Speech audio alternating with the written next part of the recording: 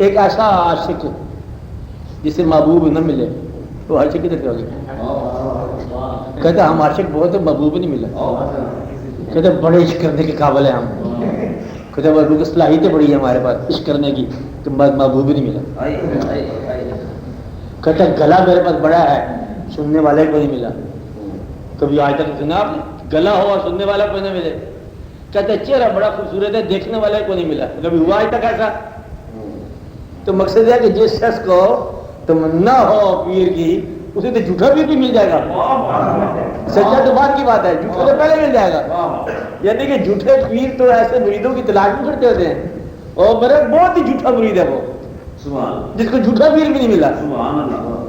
اتنا بڑا مطلب جھوٹا پیر مرید ہے کہ اس کو جھوٹا پیر بھی نہیں ملا، ورنہ جھوٹا پیر تو ذرا کہیں خواہش ہو تو فٹ حاضر ہو جاتا ہے۔ تو لہٰذا اس دوست کو اسے دوستی چھوڑ دو تو بہتر ہے، ہماری رائے یہ ہے، کیونکہ وہ بہت ہی جھوٹا لگتا ہے مجھے۔ یہ کہہ سکتا ہے کہ مجھے غلط پیر مل گیا، تو مجھے ملا ہی کو نہیں ہے۔ تو یہ غرور کے اندر بیمار ہے، اس کو غرور کی بیماری ہے، عبادت کا غرور ہے۔ اور مجھ سے بات نہ کرواؤ، عبادت کا غرور جو ہے نا لعین رجیم تک لے جاتا ہے، اس لیے توبہ ہی پھلی ہے۔ اچھا عبادت کا غرور نہ کرنا کبھی، تو بس عبادت کے اوپر انکساری ہی بہتر ہے کہ اللہ تعالیٰ پتہ نہیں منظور کرتا ہے کہ نہیں کرتا ہے، تو خالی عبادت لگے رہو اور دعا کرتے جاؤ کہ اللہ تعالیٰ منظور فرمائے۔ یہ پیڑھی پیڑھی کی بات نہیں ہے، لیکن یہ بہت بہتان کی بات ہے کہ مجھے ملا کوئی انسان، یہ بہت ہی غلط بات ہے۔ اس کو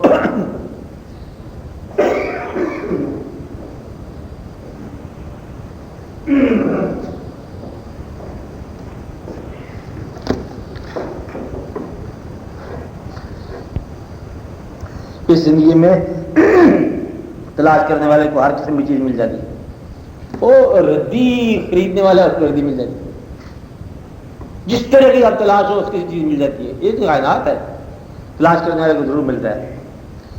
گویا کہ اس کی ایک اور وجوہات ہے کہ جو شخص آپ کا دوست ہے اور آپ صاحب پیر ہو اور وہ کہتا ہے مجھے پیر نہیں ملا، تو وہ آپ کے پیر کو سچا ہی نہیں مانتا اور آپ کو بھی سچا نہیں مانتا، ورنہ وہ یہ کہتا کہ اے صاحب طریقت تجھے جب پیر ملا تو تو خدا کے لیے مجھے بھی لے جا، تو مجھے بیعت کرا۔ تو گویا کہ وہ آپ کے اس عمل کے ساتھ نہ اتفاق کرتا ہے، نہ آپ کے فیصلے کو صحیح مانتا ہے، نہ آپ کے انتخاب کو صحیح مانتا ہے، نہ آپ کی دوستی کے قابل ہے، نہ سفارش کے قابل ہے، اس لیے اس کو چھوڑ دو اس کے حال پر۔ ورنہ یہ ہو سکتا ہے کہ مجھے لے جا، کہ جانے والے ہمیں بھی ساتھ لے جا، تو وہ کہے کہ میں تو مطلب حضرت صاحب حکیم مرید ہوں، وہ کہے میرے ساتھ چلے آپ کے میں لے جاؤں۔ شروع میں یہی ہوتا ہے نا کہ جب پیر کا تلاش ہو تو پہلے مریدوں کی تلاش کرتے ہیں، بھی کس پیر کے مرید ہو، کہ ہم تو فلاں جگہ ہیں، کہتے چل پھر تیرے ساتھ چلتے ہیں، تو چل پھر تیرے ساتھ کل چلیں گے، کل پھر تیرے ساتھ چلیں گے، چلتے چلتے کہیں نہ کہیں مطلب چل گردن پہ آتا ہے، ختم ہو گیا۔ شبید آپ کیا مشکل ہے اس میں؟ ہاں تو یہ ایسے ہی واقع ہو جاتا ہے۔ اس لیے کچھ لوگوں کا زندگی بھر کی تلاش کے بعد حاصل ہوتا ہے، کچھ کو بیٹھے بیٹھے واقع ہو جاتا ہے۔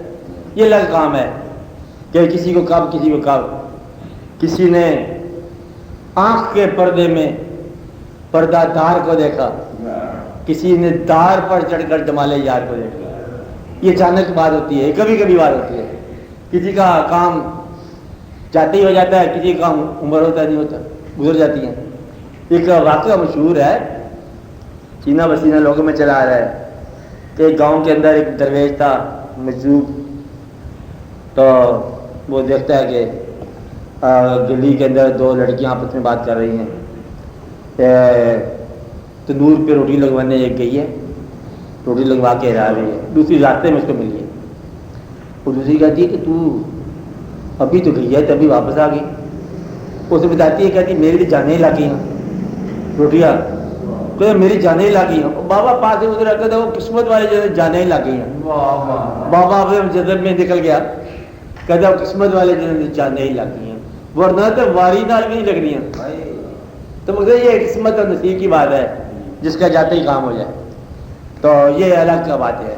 اس لیے تو اسی دعا ہے کرو کہ یہ راستہ پیری مریدی کا اہم خطرناک راستہ ہے. اے صاحبان عقل و شعور، آپ بات غور کرو، یہ راستہ بہت ضروری ہے، یہ راستہ بڑا محفوظ ہے، یہ راستہ بڑا خطرناک ہے، ایمان کے لیے بڑا ضروری ہے اور ایمان کے لیے بڑا خطرہ ہے. اس لیے اگر آپ اس راستے میں اگر آپ نے خیال آپ کا تقسیم ہو گیا تو یہ راستہ آپ کو شرک کی طرف لے جائے گا. اگر آپ کا ایک وحدت ہے خیال کی، اسے بولتے ہیں جمع الجمع، اگر آپ کے خیال میں آپ پوری مرکوز ہو گیا ایک طرف کہ اس کے خیال میں آپ لگے چلے جا رہے ہو تو پھر یہ خیال توحید کا ہے، ورنہ یہ خیال جو ہے نا شرک کا ہے. آپ بات سمجھ رہے ہیں نا؟ اس لیے یہی راستہ ہے توحید کا کہ اگر آپ بابا بلے شاہ کو محبت ہوگی شاہ عنایت سے تو پھر وہ شاہ عنایت ہی شاہ عنایت ہے. شاہ عنایت وہی ہوتا ہے نا جو شاہ ہو عنایت کرنے والا. وہ تو یہ شاہ عنایت دیکھ رہا ہے کہ اپنی کون سے شاہ کو عنایت والا دیکھ رہا ہے. تو یہ مقصد یہ ہو جائے کہ کس میں اس نے کیا دیکھا تو پھر وہ توحید ہو جاتی ہے، ورنہ شرک ہے. کسی انسان سے والا محبت شرک ہے. مطلب اللہ سے محبت ہونی چاہیے نا کہ انسان سے ہم کیوں محبت کرے. لیکن اگر اللہ کے راستے پر چلنے والوں کی محبت ہو جائے والہانہ تو یہ عین توحید ہے. مثلا مشکل بات ہے، سمجھو بات. مثلا اللہ تعالیٰ کا حکم ہے کہ کوئی کسی سے محبت نہ کرے، محبت ہم سے کرو، یہی حکم ہے نا. اللہ تعالیٰ خود بیان فرماتا ہے کہ حضرت یعقوب علیہ السلام کو بیٹے سے بڑی محبت تھی، اتنی محبت کہ بیٹے کی جدائی میں آنکھوں کی بدائی ضائع ہوگی. اور اللہ بیان کر رہا ہے پیغمبر کی محبت بیٹے کے لیے اتنی مقبول ہو گئی ہے کہ اب وہ بیٹے کی کمی سے بینائی بحال ہوگی. اور اللہ اس بات کو پسند کر رہا ہے، یعنی کہ اللہ والا، اللہ ہی کے یاد میں رہنے والا اگر اللہ کسی چیز سے محبت عطا فرما دے تو وہ محبت ہی الہیات ہے. اگر تم محبت کرو اور الہیات تمہارا اور ہو تو وہ محبت شرک ہے. کہ محبت ادھر ہو رہی ہے اور الہیات کوئی اور مضمون ہے تو یہ محبت شرک ہے. اگر محبت ہی الہیات کا ذریعہ اور اسی کے اندر ہی آپ کو لے چلا ہے، وہ دکھتا روشن آپ کو لے چلا وہیں کا وہیں لے چلا ہے کہ آپ اسی جگہ ہی حضور کی محبت کے ساتھ کھیلتے ہو، اسی جگہ ہی آپ اللہ سے محبت کر رہے ہو، وہی خیال آپ کو نماز تیرے نقش پاک کی تلاش تھی جو جھکا رہا میں نماز میں، یہ توحید خالص ہے، یہ توحید ضروری. سبحان اللہ. تو گویا کہ وہ پیر جو آپ کو وحدت خیال دے وہ پیر جو ہے نا عین توحید کے لیے ضروری ہے. اور اگر آپ کے خیال میں انتشار باقی ہے تو پیر کا خیال شرک. یہ یاد رکھنے والی بات ہے. اور یہی بیان آج تک ہوتا رہا ہے اور یہی بیان آج تک نہیں ہوا. انہوں نے پیر کو بند کر دیا اور جو اہل علم تھے ان کا پیر ہوتا ہی نہیں ہے. نا پیر بڑا ہوتا ہے اور ضرور ہوتا ہے، لیکن اگر نہ ہو تو خطرہ ہوتا ہے. بات نہیں نا کہ اگر اس کو اور اس کو جدا سمجھو تو پھر یہ خطرہ ہے، اور اگر ایک ہی سمجھو تو پھر اسی خیال میں چلتے جاؤ کہ تیرے خیال میں بس چلا جا رہا ہے. آپ بات سمجھا مطلب یہ ہے پیر جو ہے وہ اس کو نہ پیر کو اللہ کہنا ہے نہ اللہ سے جدا سمجھنا ہے، نہ پیر کو رسول کہنا ہے نہ ان سے جدا سمجھنا ہے. پیر کی بات کو شریعت نہیں کہنا لیکن شریعت کے علاوہ بھی نہیں ہے. بات نہیں نا. اور اگر آپ پیر اور دین آپ کا الگ الگ ہیں بس باہر آ جاؤ اس کام سے. یہ غلط ہے واقعہ، اس واقعہ سے بچنا چاہیے. اس لیے اس کا آسان بات ہے کہ دنیاوی ضرورت خود پوری کرو اور دین کو دنیاوی ضرورت میں نہ ملاؤ. دین دین ہے، دنیاوی ضرورتیں دنیاوی ضرورتیں ہیں، ان کو الگ الگ رہنا. اور کوئی بات بولو. ہاں جی سے پیچھا بولو. اب بولو گے نا تو بولنا ضروری ہے. ہاں جی کہاں سے آپ بولو.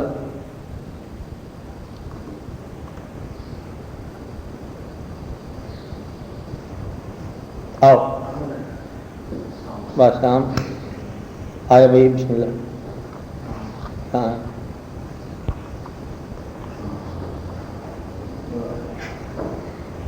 بولو بولو بولو.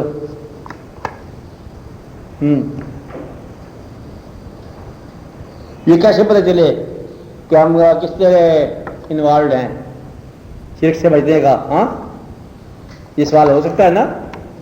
کیسے پتہ چلے؟ یہی پتہ چلنا ہے کہ اگر آپ اس سفر میں اور اس رشتے میں اگر آپ کچھ حاصل کرنا چاہتے ہیں دنیا کو اپنی کو محفوظ کرنا چاہتے ہیں تو خطرہ ہے.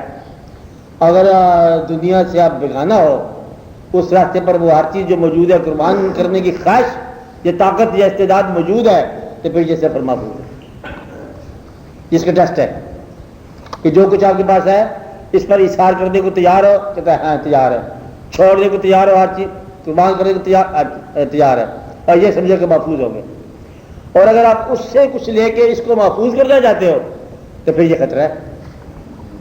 تو لہذا آپ پر یقین کر کے اپنی دنیا کو اپنی محنت اور اپنی دعا محفوظ رکھو. ایک ہی بار دعا ہو جاتی ہے کہ اللہ تعالیٰ آپ کی دنیا کو محفوظ رکھے, اور دنیا جو ہے وہ آپ کو راستہ ضرور دے.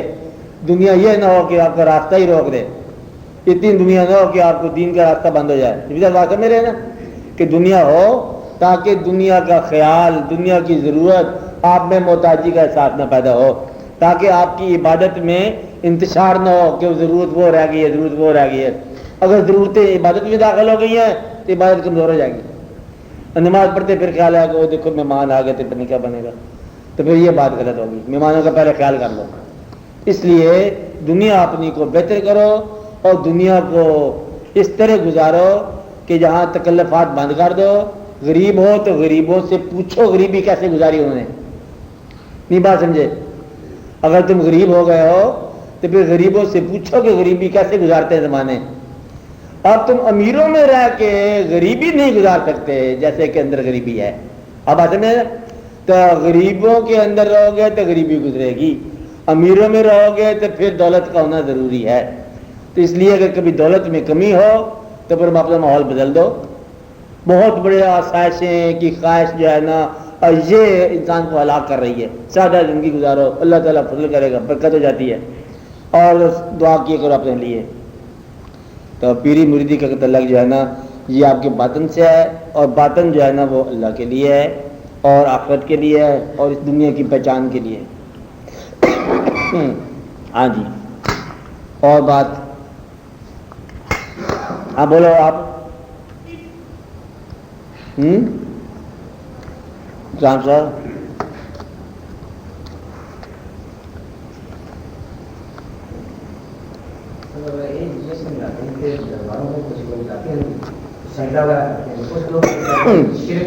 یا دیکھو, سجدہ کرنے والا اگر شعور میں سجدہ کر رہا ہے ہوش میں تو یہ منع ہے بس. اور اگر کوئی عالم ہوش سے باہر ہے تو اس میں منع کیا کرنا ہمیں. مقصد یہ ہے کہ ان لوگوں نے, بزرگان دین نے جہاں جہاں آستانے بنائے تھے شہر سے باہر بنائے تھے, اور ان لوگوں نے انسانوں کو توحید کا درس دیا تھا. ان بزرگوں نے یہ نہیں کہا تھا کہ آپ ہماری مزار کو پرستش کرو. اور میں بار بار کہتا آ رہا ہوں, آپ کو سمجھاتا آ رہا ہوں کہ داتا صاحب جو ہیں یہ کسی مزار پر نہیں آئے تھے. یہ بڑی ضروری بات ہے سمجھنے والی. داتا صاحب بنفع نفیس آئے تھے. یاد ہو نا کسی خانقاہ پر آئے ہوں نا, تو خواجہ صاحب ہندوستان گئے ہیں تو وہاں تو اجمیر جگہ ہے, پہاڑی علاقہ, تو یہ علاقہ تو وہ علاقہ, تو پرتھوی راج کا زمانہ, سمجھا کہ نہیں, خانقاہ پر نہیں عمل پر گئے ہیں. آپ آتے میں ہم لوگ جو ہے نا ہم خانقاہوں پر جاتے ہیں اور پھر جاتے ہی رہتے ہیں, مطلب ہم فارغ ہی نہیں ہوتے, کوئی پیغام لے کے بھی آگے جا کے کام کرو. تو جن لوگوں نے پرانے زمانے میں خانقاہوں سے فیض لیا, خواجہ غریب نواز نے لیا, فیض لیا نا, تو فیض کو یہاں نہیں گزارا, فیض جا کے ہندوستان میں اجمیر شریف جا کے جھنڈا لگایا اور اجمیر کو شریف کر دیا. بابا صاحب نے فیض لیا, پاک پتن شریف بنا دیا. یہ پاک پتن شریف کا نام پتہ کیا تھا پہلے, اجودن, وہاں اس کو شریف بنا دیا. اور جتنے بھی بزرگ لوگ آئے خانقاہوں پر جانے والے, انہوں نے اپنے اپنے فنکشن دور جا کے کیے. ہم لوگ فنکشن نہیں کرتے کہ 20 سال سے خانقاہ پر جا رہے ہیں اور جا ہی رہے ہیں, مطلب یہ ایک نیکی کا پیغام ہوگا, ضرور ہوگا, اچھی بات ہے.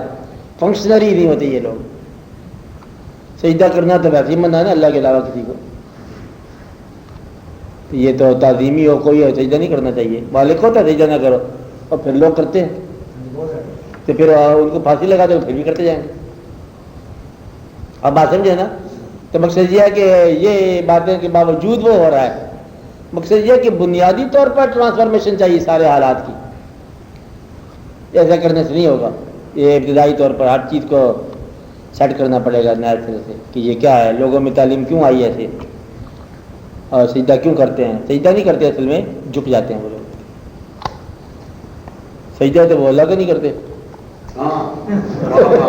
تعداد کہاں کریں گے, وہ تو نماز ہی نہیں پڑھتے, اس لیے بیچارے سجدہ نہیں کرتے, وہ ادب کرتے ہیں. نہیں یہ دانا کے لیے جرم ہے, نادان کے لیے کچھ نہیں ہے. آپ کے لیے منع ہے, آپ نہ کرنا سجدہ. نہیں آپ بات سمجھے. اب اس کے لیے کیا منع ہے جس کو پتہ نہیں ہے عبادت کیا ہے, وہ تو بیچارہ ہے ہی ان پڑھ.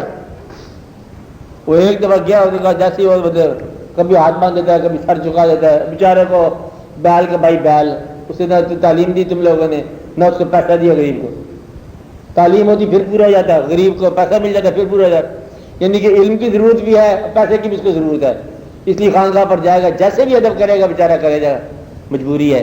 میرا خیال ہے اس کو معافی کا, غریب سمجھ کے اور نادان سمجھ کے. دانات آدمی نہیں کرتا کبھی. دانا آدمی تو جو ہے نا وہ سر جھکائے گا, چادر اندر سے کھینچ کے لے جائے گا. دانا آدمی بڑے بڑے کام کرتے ہیں. نہیں بات, چاول اٹھا کے لے جائے گا, دیگ آئے گی, دادا صاحب کی دیگ اسے گھر میں جائے گی, یعنی کہ ضیافت ہوگی گھر میں, تو کھانا ادھر سے آ جائے گا لنگر کا. آپ بات سمجھ رہے ہیں نا. دانا آدمی بڑے خطرناک کام کرتے ہیں, اور بڑی بڑی چیزیں مطلب ہے دادا صاحب سے ان کو ملتی ہیں. پیسے نقد ملتے ہیں, اور لنگر ملتا ہے, چادریں ملتی ہیں, چڑھاوے ملتے ہیں. دادا صاحب کے جانے والے یہ سارے ان کے گھر پہنچ جاتے ہیں, سیانے لوگ. تو بیوقوف آدمی بیچارہ جیب سے 5 روپے ہوتے ہیں, 5 بھی ڈالا تھا وہاں پر. اس لیے اس بیوقوف آدمی کے اوپر کیا فتویٰ لگانا ہے, معاف کرو. اللہ تعالیٰ مطلب اس کے اوپر رحم کرے. تو اس کے لیے نہ اس کے پاس علم ہے, نہ پیسہ ہے, ضرورت ہے, پریشانی ہے. اس کے حال میں آپ بھی دعا کی کرو کہ بیچارے کیا ہے, یہ کلمہ پڑھ کے مسلمان ہوئے ہیں, آگے اسلامی عمل تو انہوں نے دیکھا نہیں ہے نا. کسی بزرگ نے کلمہ پڑھا دیا, اس کے بعد پھر زندگی وہی ہے جو ایسے ہے. وہ دیہاتوں میں رہنے والے کیا علم سیکھیں گے بیچارے. صبح سے کھیت میں جانا, شام کو واپس آنا, نہ علم دور سے مدرسے کا ملا, نہ دین کا ملا. ایک مولوی رکھا ہوا ہے, بس وہ جنازے پڑھا دیتا ہے, شادیاں کرا دیتا ہے, اور روٹی اس کو کھا لیتا ہے, اور تو علم نہیں ملا ان کو. آپ کے کسی آدمی کو بھی اس طرح علم نہیں ہوگا. تو اس لیے اب یہ تو بات کی بات ہے کہ اب دادا صاحب پہ جاننے والوں کو کیا ادب ہونا چاہیے, کیا نہیں ہونا چاہیے. سجدہ کرتے ہیں, پہلے یہ دیکھو کہ ان کی ضروریات پوری ہیں کہ نہیں ہیں غریبوں کی. تو غریبوں کی ضروریات پوری ہو, ان کو دیکھو تمہاری ضروریات پوری ہو گئی, اب تم نہ جانا. ضروریات پوری کو نہیں کرتے, بیچارے جاتے ہیں تسکین کے لیے. ان پڑھ آدمی جب کبھی اس کو اللہ یاد کرنا ہوگا نا, اللہ کو یاد کرتا ہے, وہ دیکھتا ہے ضرورت کیسے بدلے والے خانقاہوں پہ جاتے ہیں لوگ. پتہ ہے آپ کو, کسی کو تکلیف ہوئی نا, بیمار, حکیم سے جواب مل گیا, دعا کرو, دعا کیا, پھر کہتے ہیں اللہ سے آگے میں کیسے دعا کروں. کہتے ہیں کوئی اللہ کے جاننے والا ہو, پھر محلے کے کسی بزرگ کے پاس جائیں گے. پہلے مولوی صاحب سے دعا کرتے ہیں, پتہ ہے نماز پڑھ کے آتے ہیں, بچہ لے کے بدلے میں ہوتے ہیں, مسجد کے بعد دعا کرو پھونکا لگا. پھر اس کے بعد کسی پیر صاحب کے پاس جائیں گے, پھر عمل کے پاس جائیں گے, پھر کیا یہاں کسی بابا جی کا مزار ہے, پھر لوگ وہاں جائیں گے. اب اس کو ضرورت بیچارے کو پریشانی ہے, بچہ بیمار ہے, تو وہاں جا کے پھر روئیں گے بھی صحیح, اور دعا بھی کریں گے, اور جیسے بھی ہوں گے وہ کریں گے. بھائی ان کا اصل میں وہ اللہ کی طرف جا رہے ہیں. تو اللہ کے خیال میں کسی بزرگ کے پاس جانے والا وہی ہے جو پیر کا بیعت کرنے والا جائز ہے, کیونکہ اس کو اللہ کا اور کوئی واضح راستہ نہیں مل رہا. واضح اسے یہ پتا ہے کہ اللہ کا یہاں کبھی گزر ہوا, یا یہ کوئی اللہ والا ہوا, جو واقعہ ایک دفعہ ہوا اسی کے نسبت سے وہاں پر پہنچ جاتا ہے. اس لیے یہ جائز ہے. باقی ادب احترام حج کے اندر کرے, پر حج اس کو کیا پتہ بیچارے کو, ان پڑھ آدمی کو, اس لیے وہ اللہ ہی کے خیال میں جا رہا ہے.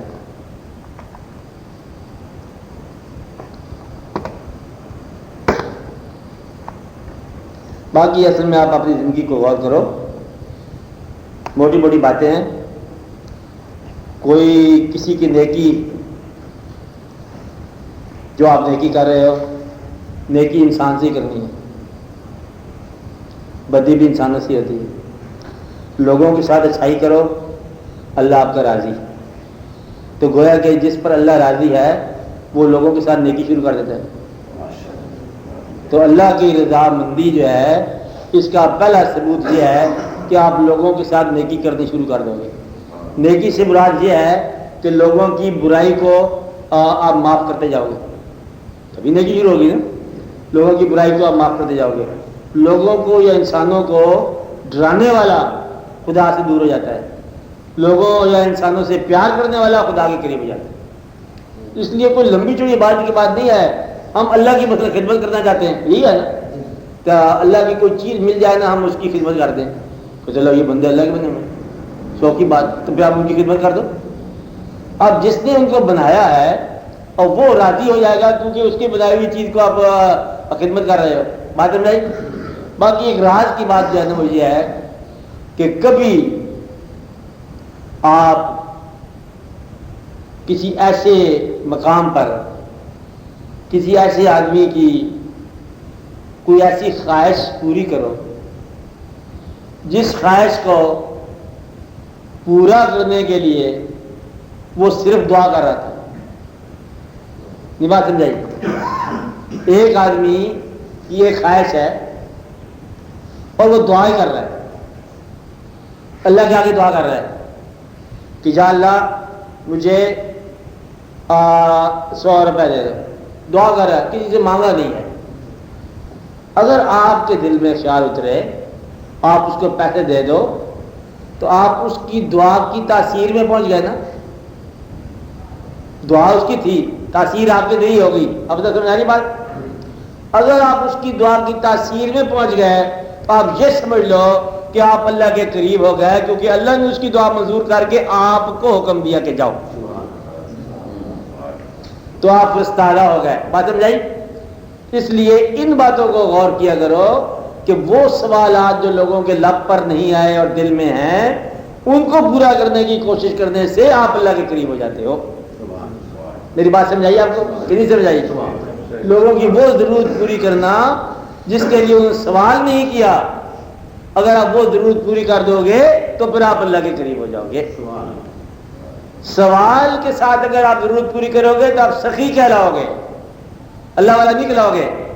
اور اگر آپ بغیر سوال کی ضرورت پوری کرنے لگ جاؤ گے تو پھر آپ پر عرفان نازل ہو جائے گا, آپ اللہ کے قریب ہو جاؤ گے. یہ بات سمجھائی. پھر آپ اللہ کے قریب ہو جاؤ گے. اللہ کے قرب کا یہ طریقہ جو ہے راز کا ہے. آپ ان باتوں کو پہچانو, کس آدمی کیا ضرورت ہے. بعض اوقات ایسا ضرورت مند ہوتا ہے لیکن وہ ضرورت ظاہر نہیں ہونے دیتا, وہ بڑے طریقے سے اس کی خدمت کرو. اگر نہیں ہمیں سب کچھ اللہ کا دیا ہوا ہے, اب نہیں ہو چاہتا مدد کر خرید کے ساتھ. تو اس لیے آپ کسی کی دعا کی تاثیر میں اگر کھڑے ہو گئے تو آپ پر اللہ کا فضل ہو گیا.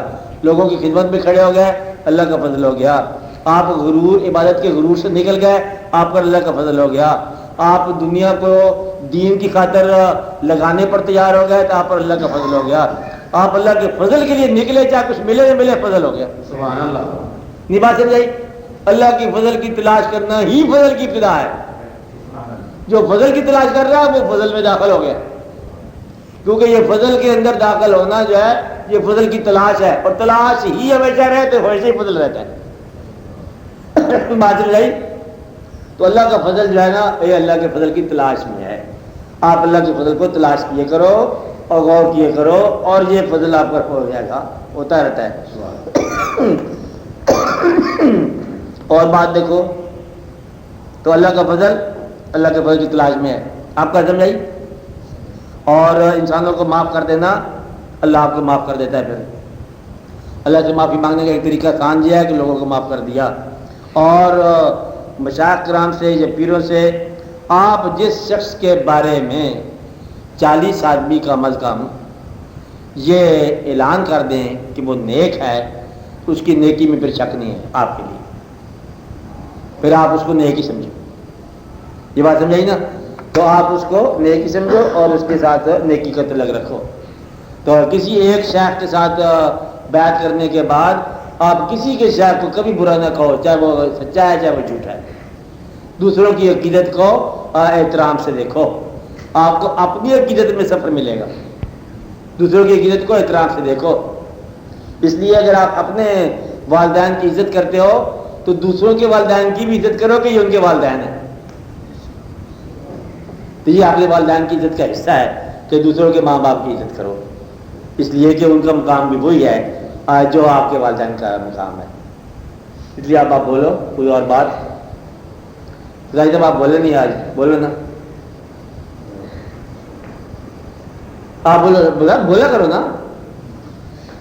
نہیں بولتے آپ آوازدار. ارے آپ اگر یاد رکھنا نا یہ بات کہ جہاں آپ اللہ کے راستے پہ چلے ہو نا, دل سے چلے ہو نا, آپ بات سمجھو نا میری, اس میں کوئی ہیرے پھیری کی بات نہیں ہے, دل سے چلے ہو. اب جب آپ اللہ کی خاطر یا اللہ ہی کے لیے آپ ایک سفر پہ چلے ہو تو اللہ آپ کا راستہ نہیں روکتا, پھر خوش ہوگا نا. تو پھر اگر جو آپ کی زندگی میں کوئی اور رکاوٹیں ہیں فائنینشیل اور ادھر ادھر کی, تو وہ آپ دور کر لو خود ہی. اللہ کے سفر پر تو آپ روانہ ہو ہی چکے ہیں. اب اگر آپ کے دل میں کھوٹ نہیں ہے, آپ کا راستہ کوئی نہیں روکتا. تو پھر آپ اپنے راستوں کو اجرا کرو, کوشش کرو, ترقی ہو جائے گی اور بڑی ترقی ہو جائے گی. اب پھر بار بار اس راستے میں آ کے پھر کہنا کوئی دیکھو نا وہ, اور صبح پھر وہ مسائل. تو یہ جو مسائل ہیں یہ آپ کو اپنے سفر کے اوپر شک ہے. دیکھو نا میں دعا کرتا ہوں اللہ تعالیٰ پوری فرمائے. تو دعا اس لیے پوری ہوتی ہے نا کہ آپ کا گمان ہے کہ میں دعا کرتا ہوں, آپ کے وجہ سے تو میں دعا کر رہا ہوں. تو آپ خود ہی دعا کرو اپنے لیے. جب آپ صحیح راستے پہ چل ہی پڑے, شبیر صاحب چل پڑے, تو پھر دعا جو ہے نا آپ کو حق پہنچتا ہے کہ آپ کے کہ یا اللہ یہ کام آسان ہو جائے. پھر بھی احتیاطاً اجتماع میں دعا ہونی چاہیے, اب تک ہونی چاہیے نا. چھوٹے موٹے جو کام ہیں اللہ تعالیٰ مطلب ہے آپ لوگوں کو آپ کی ضرورت کے مطابق, خواہش کے مطابق بھی اللہ تعالیٰ آپ کو آسانی دے. میں کہ نہیں آپ کی زندگی آسان ہو جائے, یہ دعا کیے کرو اللہ تعالیٰ آپ کو زندگی میں آسانی دے, اللہ تعالیٰ آپ پر فضل فرمائے اور اللہ تعالیٰ آپ کو اپنے راستے کے لیے قبول کرے. آپ کے پاس اتنے پیسے ہو کہ آپ اللہ کے راستے میں سارے قربان کر جاؤ. اگر اللہ کی راہ میں قربان کرنے کے لیے کمانے ہیں تو جتنے بہت ہیں وہی کافی ہیں.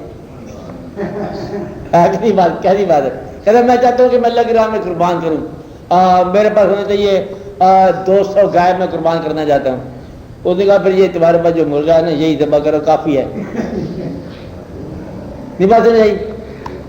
اب یہ جو ہے نا یہ ایک نقلی آدمی ہوتا ہے جو کہتا ہے مجھے دے کہ میں پھر قربان کروں. اس کو قربانی کی کیا ضرورت ہے, تو یہیں رک جا. یہ کہو کہ مجھے دے میرے لیے, آپ اپنے لیے مانگو, تو ورنہ جو اس کے لیے مانگے تو وہ تو کہتا ہے یہیں راضی ہو جاؤ جہاں کر ہے, نہ دو تو نہ لو. اس لیے آپ اپنی ضرورت کے لیے لو. اللہ تعالیٰ سے سچی بات کیا کرو. اچھا کہ آپ کو ضرورت ہے, چلو آپ کی ضرورت اللہ پوری فرمائے. اب آپ دعا کرو کہ اللہ تعالیٰ آپ کے حالات بہتر فرمائے, اللہ تعالیٰ آپ کی عبادتیں اور آپ کی محنتیں منظور فرمائے, اور اللہ تعالیٰ آپ کو سچا بنائے اور سچے لوگوں سے ملائے. مولانا البلاغ. آپ صاحب بولو. أعوذ بالله من الشيطان الرجيم. بسم الله الرحمن الرحيم. الحمد لله رب العالمين الرحمن الرحيم مالك يوم الدين. إياك نعبد وإياك نستعين. اهدنا الصراط المستقيم صراط الذين أنعمت عليهم غير المغضوب عليهم ولا الضالين. آمين. يا أيها الذين آمنوا استعينوا بالصبر والصلاة إن الله مع الصابرين. اچھا تو میں یہ کہہ رہا ہوں کہ انسان اگر یہ فیصلہ کر لیا جائے, ساتھ سنیں, اگر ہم یہ فیصلہ کر لیں کہ زندگی گزارنے والا کام, محنت کرنے والا محنت کریں گے, اور جو اس کے ساتھ محنت میں اچیومنٹ ہوئی اس کے ساتھ گزارا کریں گے. اگر ڈاکٹر کو ہم مانتے ہیں تو نیند نہ آئے تو ڈاکٹر سے پتہ کر لیں گے. مقصد یہ ہے کہ اگر ہر چیز کو دعا کے ساتھ کرنا ہے تو گلہ نہیں کریں گے. جو شخص دعا کو یا دین کو یا عرفان کو دنیا کے تمام کاموں میں استعمال کرنا چاہتا ہے، جیسا کہ لوگوں نے کیا بزرگوں نے، اگر وہ کرنا چاہتا ہے تو پھر وہ کرتا جائے، جو ہو جائے وہ حقیقت ہے، اور جو نہیں ہوا وہ بھی مہربانی اللہ کی، کہ جو کام نہیں ہوا اسے چھوڑ دو. پھر وہ کہتا ہے یہاں آگے بگاڑ یہاں پیدا ہوتا ہے، کہتا ہے جی میں نے دعا کی ہے، میں آپ کو بھی ملا ہوں، میں آپ سے بھی ملا ہوں، میں فلاں جگہ بھی گیا ہوں، میرا کام نہیں ہوا. اب کام اس کا پیر ہے اور کام ہی اس کی سزا ہے. تو مقصد یہ ہے کہ یہ سلسلہ ان لوگوں کے لیے ہے جو اپنے پاس سے خالی و ذہن ہوتے ہیں. ہاں اس سلسلے کو ہم اپنی مرضی سے نہیں چلا سکتے، یہ سلسلہ اپنی مرضی سے چلائے گا. اب یہ فیصلہ کرنا ضروری ہے آپ لوگوں کے لیے کہ آپ اس طاقت کو، یہ گھوڑا نہیں ہے یہ سوار ہے. آپ بات سمجھ رہے ہیں کہ آپ عرفان کے گھوڑے پہ جا رہے ہیں نا، عرفان ہی سوار ہوگا جدھر لے.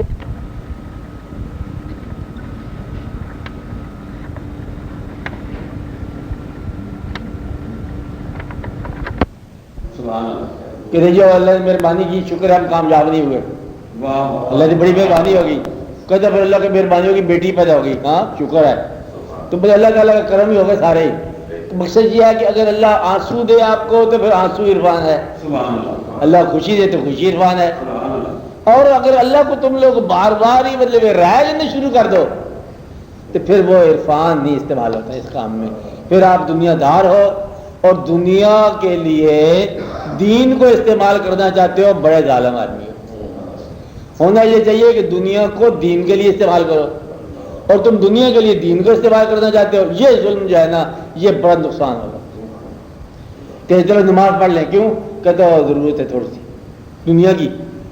مقصد یہ ہے کہ نماز تو آپ کو ضروریات نجات کے لیے ہے نا. پھر آپ یہ کہیں گے کہ یہ تو حکم ہے دعا کرنا. او حکم تو ہے دعا کرنا، اللہ تو کہے گا دعا کرو، لیکن اللہ جب بار بار ہی تم زور دو دنیا میں ٹھہرنے والے واقعات کرو تو اللہ کا کہے گا کہ لو جی تھی بدلے دعا کیا کرو، مانگا کرو ہم سے. لیکن عرفان کا دعویٰ تو نہ رہ گیا نا، کیونکہ عرفان کے سفر پر تو بہت ساری ضروریات چھوڑ کے نکلو گے. کون آدمی نہیں یہ کہ جانتا کہ وقت پر سونا صحت کے لیے اچھا ہے نا بات، کہ انسان سو جائے، اور جس کو شوق ہوگا وہ سوتا نہیں ہے. اب اس کو مجبور نہیں کیا ہم نے کہ تم رات کو جاگا کرو، وہ بھی جانتا ہے کہ صحت کے لیے ضروری ہے وہ، لیکن تیرا خیال جگائے تو کیا کروں. اب جو لیکن تیرا خیال جگائے تو کیا کروں، اب اس کا دعویٰ کون ہے؟ خود ہی اس کا شوق. اور اس آدمی نے جس کو شوق مل گیا اس نے یہ دعا نہیں کی یا اللہ میرے کاروبار کر، اس نے کہا کہ کوئی دیدار کی صورت نکال. آپ آسے میں رہنا. تو اس لیے دعا جو ہے اگر آپ کی دنیاوی طور پر ضروریات کے لیے ابھی باقی ہے تو پھر آپ نیکی کرتے جاؤ، عبادت کرتے جاؤ. عرفان کا دعویٰ نہ کرو، نہ عرفان کی تلاش کرو. بھائی دیکھو ابھی میں عرفان کے لیے فارغ نہیں ہوا تو آپ کاروبار کرو، اللہ تعالیٰ تمہاری ضروریات پوری کرے، تمہارے واقعات صحیح ہو جائیں. لیکن عرفان کا معنی یہ ہے کہ میں حاضر. پھر یہ نہ ہو کہ وہ کہتے جاؤ ٹھہر جاؤ، دیکھو جی میں تھوڑے کام کر رہا ہوں ذرا گھر جا کے. پھر کام کرنے والی بات نہیں، یا تو پہلے کام کر لو تو یا پھر اسی طرح دعا کرتے جاؤ، اللہ تعالیٰ پہ کام کرتا جائے اور آخر میں کام تمام ہو جائے. پھر یہ عرفان بھی ایک ہے کہ دنیا کی زندگی آسانی سے گزر جائے. یہ آسان رستہ ہے ایک، کہ دین بھی اچھا ہو، دنیا بھی اچھی ہو، یہاں خیریت کا سفر ہو، نیکی ہو، اور آپ کا عاقبت بھی بہتر ہو جائے، کلمہ نصیب ہو مرتے وقت، یہ کافی ہے. اگر آپ اس کے علاوہ کرتے ہیں کوئی پہچان یا کوئی عرفان تو پھر یہ ہر چیز آپ کے لیے بیمانی ہے. آپ بات سمجھ رہے ہیں نہیں سمجھ رہے؟ مقصد یہ ہے کہ پھر وہ کوئی اور ہی ضرورت پڑنی نا، تو عرفان والا بے چینی اور بے تابی کی زندگی میں داخل ہو جاتا ہے، اور بے چینی اور بے تابی کی زندگی جو ہے نا وہ ضروریات کو کاٹتی جاتی ہے. انڈرسٹینڈ کریں بات. جب ضروریات ہی کٹ جائیں تو وہ پھر اس کے لیے ایک نیا مضمون پیدا ہو جاتا ہے, اس کو ہم کچھ اور ہی کہتے ہیں. تو وہ ہم حال ایک حال میں غائب ہو جاتا ہے, ایک حال میں چل نکلتا ہے. تو گھر سے باہر نکل گیا, جنگل میں چلا گیا. مقصد یہ ہے کہ اس کو یہ آپ کے بچے ہیں ان کا کچھ خیال کرو. کہتے اللہ جانے تھے بچے جانے, مجھے نہیں پتا اس وقت, میں کسی اور کام میں ہوں. ہوتا ہے نا بعض اوقات وہ آپ سے کام میں نکل گیا.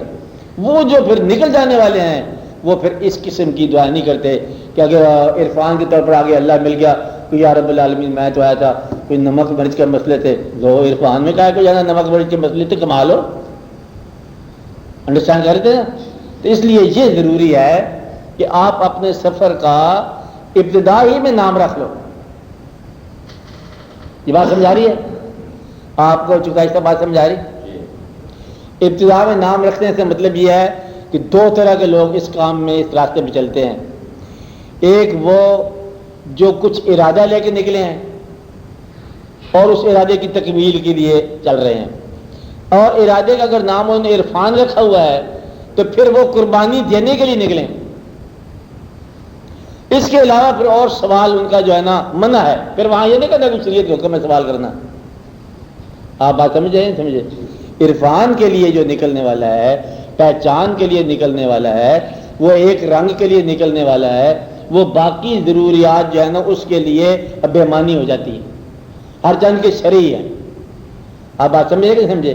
اور جو اپنی زندگی کی آسانی اور آسودگی کے لیے نکلا ہوا ہے وہ اس راستے پہ جائے, دعا کرے, اپنی زندگی کو بہتر بنائے اور چپکے سے ایک صبح کا رخصت ہو جائے.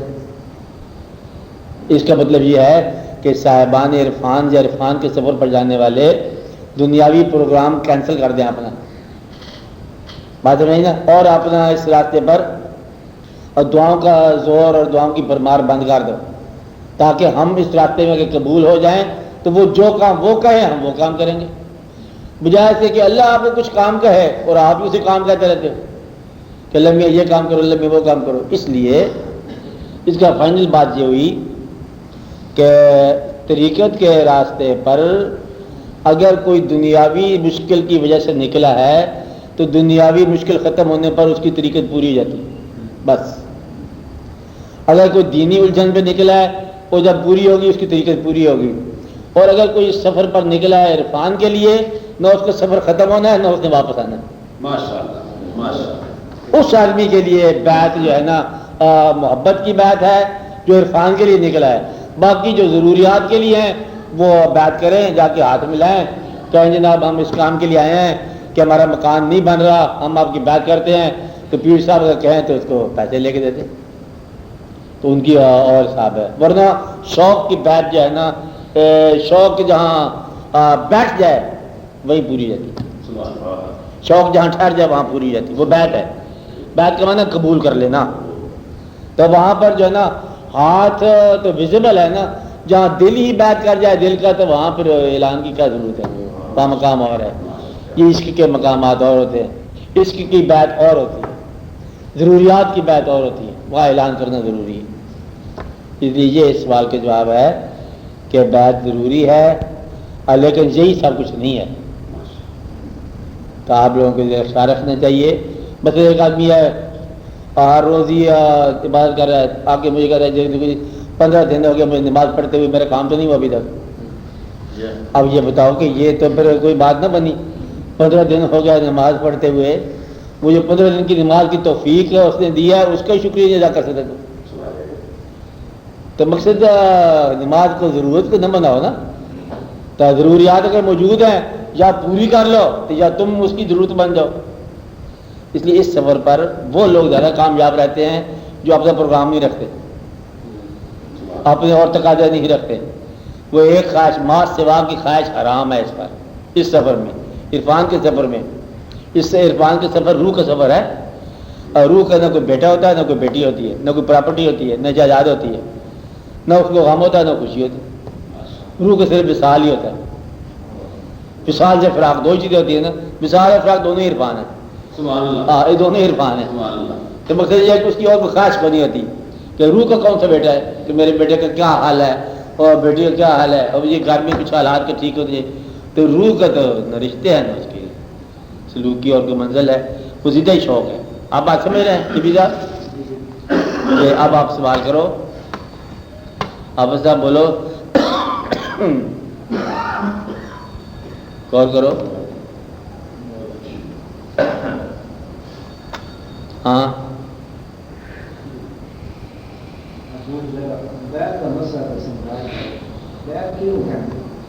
بیعت کہ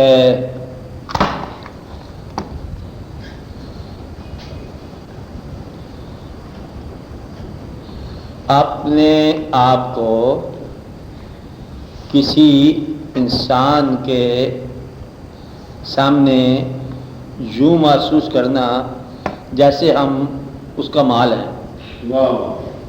بیع شدہ، بک جانا قیمت بغیر. یہ نہ کہ پیسے دے دو بیعت کرنے آئے ہیں. ہاں بغیر اس کے سودا یہ مفت کا ہے. کہ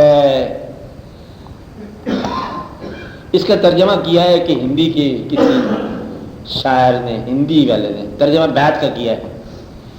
اس نے بتایا نا کسی نے بزرگ مسلمان نے کہ بیعت یہ ہوتی ہے، تو کوئی شاعر کے مطلب ہندی کے شعر کہہ دیا. کہتے میں سمجھ گیا کہ تم یہ کہہ رہے ہو پیر صاحب جی کہ بیعت کیا ہوتی ہے. وہ کہتا ہے کہ میں نرگنیا،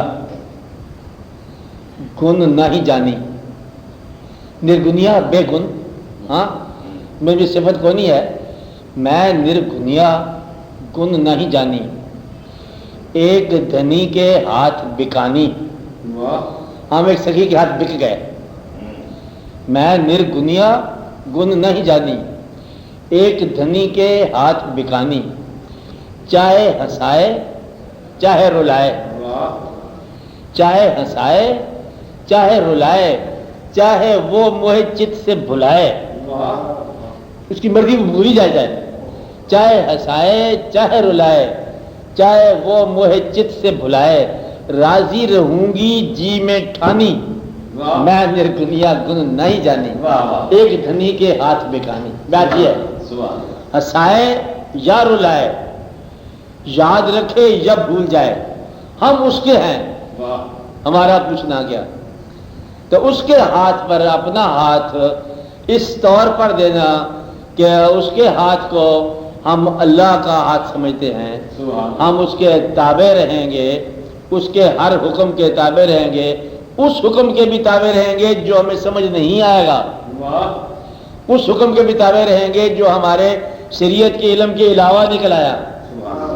کیونکہ ہماری شریعت تو پڑھی ہوئی ہے اور اس کی گڑی ہوئی ہے، تو لہذا اس کا ہر حکم ہمارے لیے یوں ہے. پھر وہ نتیجہ یہ بنتا ہے کہ جو بیعت کرتا ہے کسی اپنے بزرگ کے ہاتھ پر، اس سے پوچھا جائے کہ شریعت کیا ہے، کہتے ہیں شریعت وہ ہے جو میرے پیر نے مجھے کہی ہے. شریعت کسے کہتے ہیں؟ کہتے ہیں پیر کے حکم کو کہتے ہیں. کہتے ہیں اللہ کی محبت کیا ہے؟ کہتے ہیں پیر کی محبت. مقصد یہ ہے کہ پوچھا کسی سے، کسی نے کہ تیرا مرشد کون ہے؟ انہوں نے کہا مرشد میاں میر صاحب کا مرید تھا وہ. تو انہوں نے پوچھا کہ تیرا مرشد؟ کہتا مرشد میرا اللہ ہی ہے. اور میاں میر صاحب کے پاس وہ رپورٹ آ گیا تو آپ کو اللہ کہنے لگ گیا. کہتے نہیں، وہ یہ کہہ رہا ہے کہ مرشد میرا اصل میں اللہ ہے. تو میں تربیت پا رہا ہوں میاں میر کے بعد، تو مرشد میرا اللہ ہے. اب اصل یعنی کہ ارشاد اللہ کا ہے، زبان پیر کی ہے. تو گویا کہ میرے لیے میرے اللہ کا ارشاد جو ہے وہ میرے شیخ کی زبانی مجھے ملا. تو شیخ کو آپ جبریل کہہ لو اور اللہ کو آپ اللہ ہی کہہ لو، تو آپ پر وہ وہی نازل ہوئی شیخ کی زبان کے ذریعے. اگر آپ یہ سلسلہ اور یہ انداز سمجھ لو تو پھر آپ کے اوپر بیعت جو ہے نا وہ کوئی فیض دے گی. تو میں کہتی کہ آپ اپنے آپ کو اس طرح اس کے آگے پاؤ کہ جس شخص نے پیر اور اللہ کے حبیب کے درمیان کوئی فرق سمجھے تو وہ اس کے لیے کام یہ ہے کہ مت بیعت کرے. تیرے پیر کا حکم یہ ہے کہ تو یہ کام کر. تو شریعت میں حضور پاک کا حکم یہ تھا کہ یہ نہ کر. اللہ کا حکم تو یوں ہے کہ ایسا نہ ہو. یہ آدمی بیعت نہیں کر سکتا. ہر کے پیرو ذات حق را یک ندید، نہ مریدو نہ مریدو نہ مرید. جس نے پیر اور اللہ کی ذات کو اکٹھا نہ دیکھا وہ پھر مرید شرید کو نہیں ہے. سبحان اللہ. یعنی کہ ہم نے وہ کہتے ہیں کہ شیخ کی شکل میں ہم نے حضور کی شکل کو دیکھا اور حضور کی شکل میں ہم نے اللہ کو دیکھا. اب یہ ایک حدیث شریف ہے کہ من رآنی فقد رأى اللہ، جس نے مجھے دیکھا اس نے اللہ کو. لوگوں نے کہا نا کہ یہ ہم اللہ کو دیکھنا چاہتے ہیں، ہمیں بھی کبھی ذرا یہ مہربانی فرماؤ. آپ نے کہا آپ نے مجھے دیکھ لیا، اللہ کو دیکھ لیا. انہوں نے کہا آپ اللہ نہیں، میں اللہ نہیں ہوں، لیکن چونکہ میں نے دیکھا ہوا ہے تو دیکھنے والی آنکھ کو تم نے دیکھا، اور جس نے مجھے دیکھنے والے کو دیکھا اس نے بھی گویا کہ مجھے ہی دیکھا. تو گویا کہ آنکھوں کے ذریعے وہ اثر چلتا آ رہا ہے.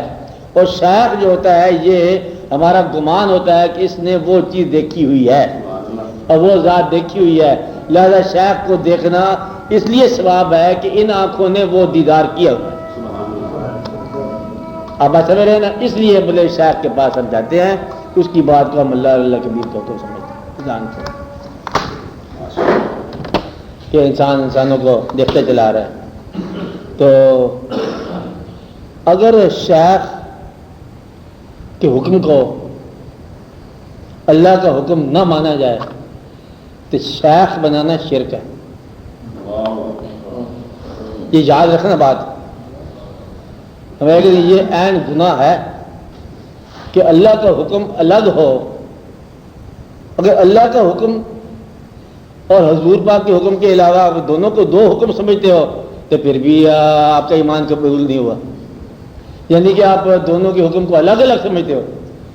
مقصد یہ ہے کہ وہ تو پھر ایک اجتماع ہے، کلمہ ہے. تو اللہ کا حکم اللہ کے حبیب صلی اللہ علیہ وسلم کا حکم، اللہ کے حبیب صلی اللہ علیہ وسلم کا حکم اللہ کا حکم. اگر اللہ کے حبیب صلی اللہ علیہ وسلم یہ کہہ دیں، جیسا کہ کبھی بھی نہیں کہیں گے، وہ یہ کہہ دیں کہ تم ہمارے ساتھ چلو جہاد پر، تو آپ یہ آگے سے کہہ دو جی میں نماز پڑھ لوں، تو پھر یہ نماز نہیں ہے اور یہ اسلام نہیں ہے.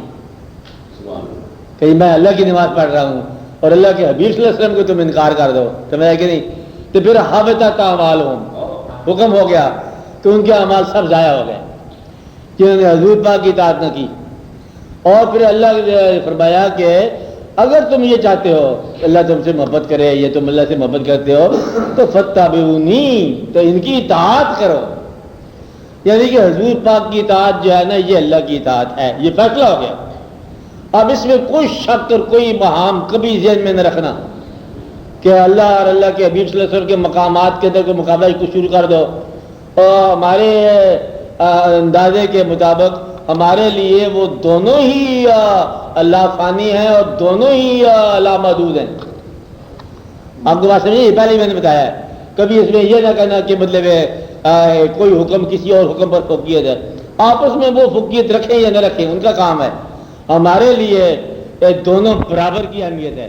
ہر چند کے ہم یہ نہیں کہتے کہ حضور پاک اللہ ہے، بات سمجھے نا، لیکن ہمارے لیے ماننے کے اندر اتنی ہی اہمیت ہے جتنی اللہ کے حکم کی. آپ بات سمجھ رہے ہیں نا؟ تو حضور کا حکم ماننا، حضور پاک کی ہر بات کو ماننا. حضور پاک کی محبت جو ہے اللہ کی محبت ہے، لیکن حضور پاک کی محبت کیسے ملے؟ اب اس تلاش میں جب لوگ نکلتے ہیں تو پھر ان کو کہیں نہ کہیں مطلب بات کی سلسلے ملتے ہیں جہاں حضور کا ذکر ہوتا ہے، حضور کی بات ہوتی ہے اور حضور سے ان لوگوں کے رابطہ ہوتا ہے، جیسے بھی مطلب باطنی طور پر ہوتا ہے. وہاں جا کے پھر ہم اپنی الجھنیں، اپنے واقعات جو ہے نا وہ بیت کی شکل میں پورا کرتے ہیں. اور پھر اگر کبھی ہمارے ذہن میں فرق محسوس ہو تو اس وقت تک کا بیت نہیں کرنا. آپ بات سمجھ رہے ہیں کہ جب تک آپ شیخ اور اللہ اور اللہ کے حبیب صلی اللہ علیہ وسلم کے درمیان آپ کو کچھ فرق محسوس ہو، محبت کے درمیان کو فرق محسوس ہو، اس لیے وہ بیعت نہیں کیا کرتے. اچھا ہے نا آپ کا بات. اچھا اگر جب بیعت ہو گئی تو اس کے بعد آپ کو شریعت کے سمجھنے میں ذاتی ذہن کا استعمال کرنا منع ہے کہ شریعت کیا ہے، کیا سمجھنا ہے. آپ کے پیر صاحب نے بلا لیا، کہتا بات سنو، انہوں نے کہا جی میں تھوڑا سا فقہ پڑھ لوں، تو فقہ تو نہیں پڑھے آپ پھر، تو پھر پیر کی بات ہی فقہ باندھا، وہ جو کہیں وہ کر ڈالو. اور اگر پیر صاحب کو آگے سے آپ سنا دو کہ میرے خیال میں حدیث صرف یوں ہے تو تسی اپنا عمل اصلاح کرو تو پھر یہ کوئی بات نہیں ہے اور یہ کوئی واقعہ نہیں ہے. تو گویا کہ آپ پیر کو ماننے کے بعد پیر کی بات اسی طرح اہم ہے جس طرح اللہ اور اللہ کے نبی صلی اللہ علیہ وسلم کی بات ہے. یہ اسی ضمن میں مطلب یہ ماننے والی بات ہے. ضروریات کا پیر جو ہے نا یہ کوئی بات نہیں ہے کہ کوئی ضرورت پوری کرنے والا. آپ طرف سے ہوتا ہے بادشاہ کبھی مرید ہو جانے کسی کا تو وہ اس کے مداد میں مرید ہو جاتے ہیں, سارا عملہ مرید ہو جاتا ہے. ایوب اگر کسی کا مرحوم مرید تھا تو اس کے سارے عملہ بھی مطلب اس کا مرید ہو گیا.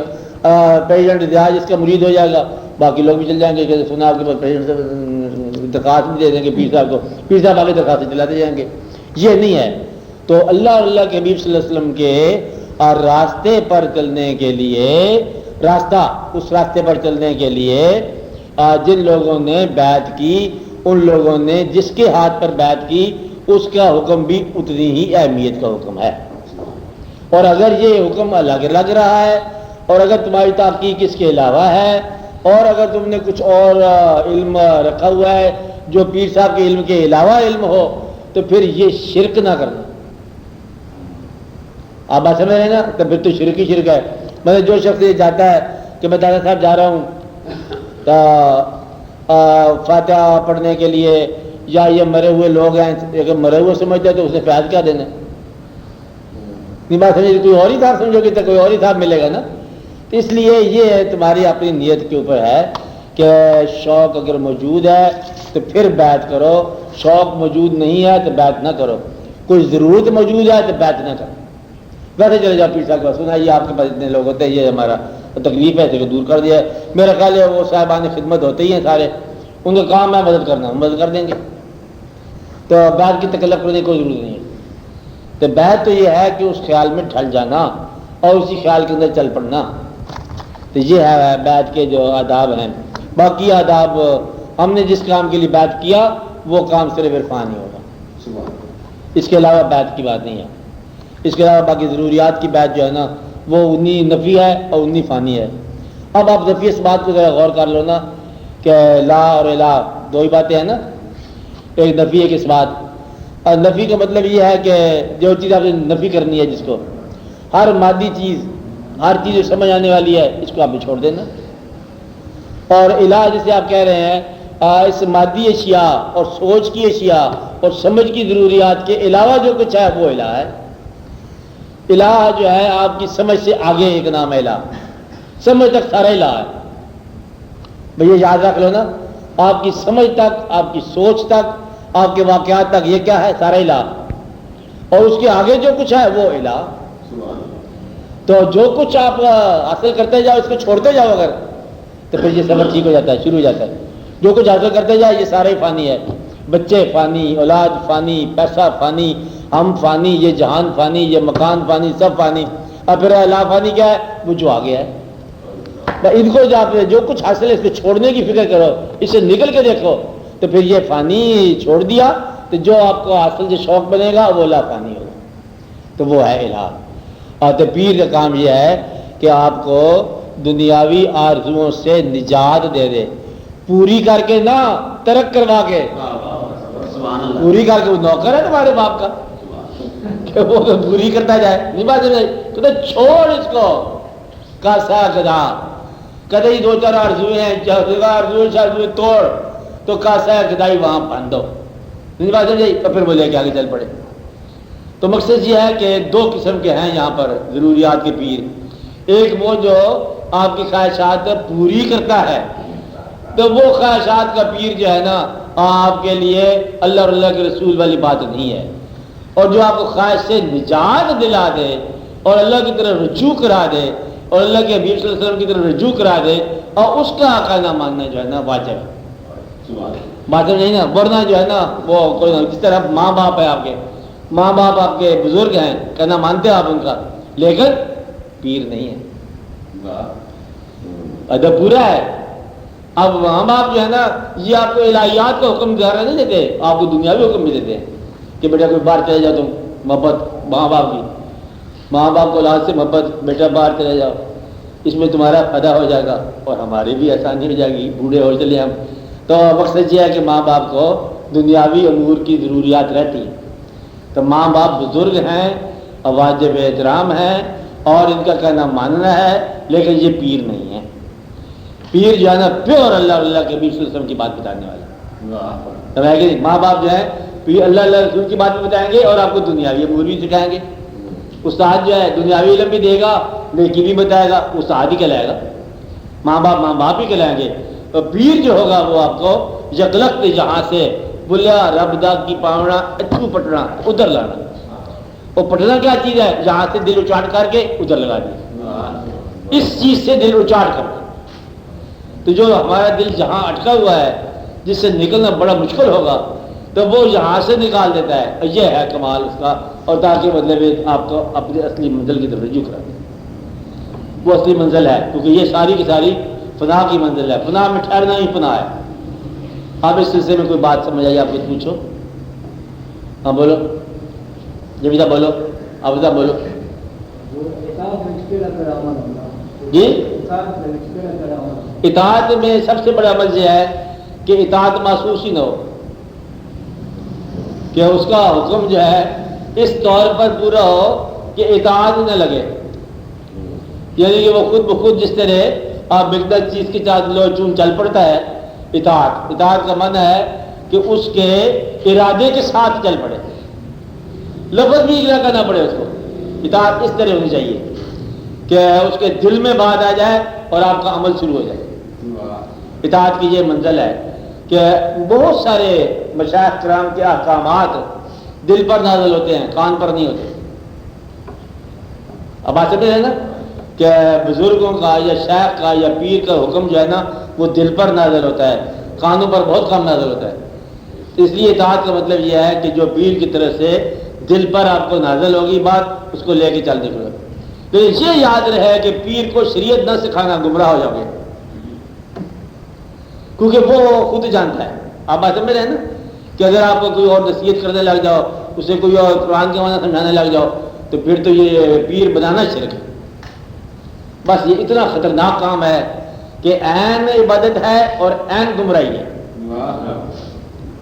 وہ ذرا خیال آپ کا ہو گیا تقسیم تو سیدھا سادہ عذاب ہے، اور اگر آپ کا خیال قائم رہا کہ یہ وہی شے ہے اور یہ اللہ کی طرف سے ہمارے پاس پیر آیا اور اللہ کی طرف سے یہ اللہ کا حکم ہے، تو پھر جو جبریل کی عزت ہے وہی اللہ کا ذات ہی ہوگی۔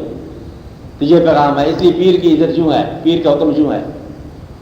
آپ بات سمجھ رہے ہیں؟ پیر کو یہ نہ کہنا کہ یہ جو ہے پیر صاحب کہیں کہ اس کو آگ لگا دو، مکان کو لگا دو۔ ان کو یہ کوئی شریعت میں حکم تو نہیں ہے مکان کو آگ لگانے کے لیے، پیر جانے اور مکان جانے۔ جب اس کو مان لیا تو پھر پورا مان لیا، آدھا ماننا تو یہ گمراہی ہے، یہ شرک ہے۔ بالکل پیر بد پیر بناؤ، پیر و فقیری کے نزدیک بھی نہ گزرو۔ آپ وقت پر عبادت کرو، اللہ کرو، رزق حلال کماؤ، کچھ پیسے بچ جائیں جمع کر رکھو، ایک پھر صبح کبھی رخصت ہو جائیں گے، خیر خیر پیری یا اللہ کے عشق کے ساتھ، محبت کے ساتھ، اور اس کا تعلق جو ہے نا براہ راست سیکھنا شریعت محبت کے ذریعے۔ کہ کوئی بھی طریقت ہو وہ یہی ہے، پیر کا کہنا یوں ماننا، اور جب تک ایسا اگر نہ ہو قبول ذہن میں تو پھر اس کام پہ جاؤ ہی نہ۔ یہ تو ناممکنات کی باتیں ہیں، لیکن جب بات ہو جائے تو پھر یہ ممکنات ہے۔ اس لیے پہلی شرط یہ ہے کہ دنیاوی ضروریات جو ہے نا وہ اس منزل پہ لے ہی نہ چلو۔ اگر تو وہ جانتا ہے کہ دنیاوی تو تکلیف ہے تو خود انتظام کر لے گا، کہنا فضول ہے۔ اور اگر نہیں جانتا تو پھر کہنے کی ضرورت ہی کیا ہے۔ اور صاحب یہ پیر صاحب جانتے ہیں اگر تو پھر کہنے کی کیا ضرورت ہے؟ یہ پیر صاحب جانتے ہی نہیں ہے تو پھر کیا لوگے، چپ ہی کرو۔